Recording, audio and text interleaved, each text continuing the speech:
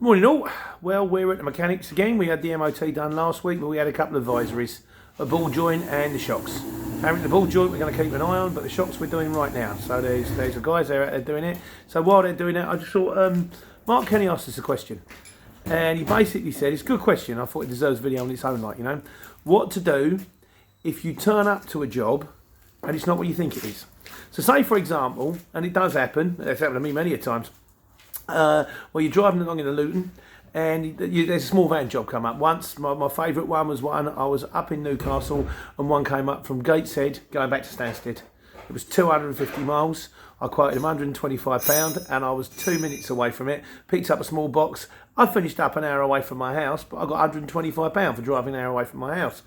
But it has happened before where you turn up. So say for example the situation is that they book you on like a small van job and you're in a medium wheelbase and you turn up and there's two pallets sitting there. And you kind of, well, in this situation, I'd ring the shipper. And I'd turn around and go, right, you booked me on a small van job.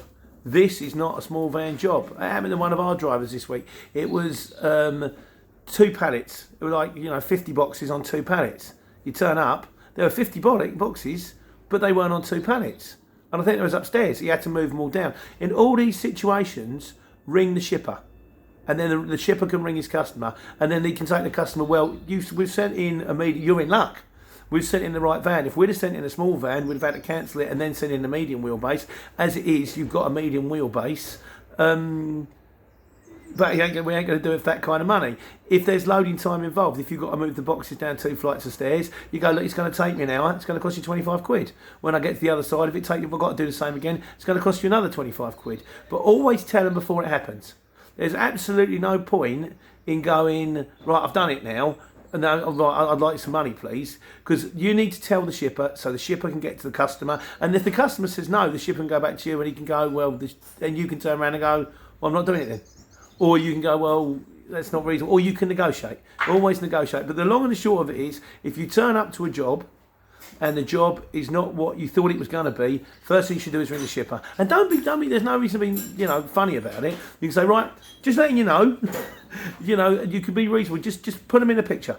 Just be honest and put them in a picture and see what happens. There is negotiation, there's to and fro. It's not always the shipper's fault. They often get, we had to do a job, Darren did it for us, and it was moving some stuff from Derby, and it had to be stored and dropped off in, probably Perfleet, I should imagine, on the Monday morning. And when he got there, he said, he didn't tell me it was up 2 flights of stairs.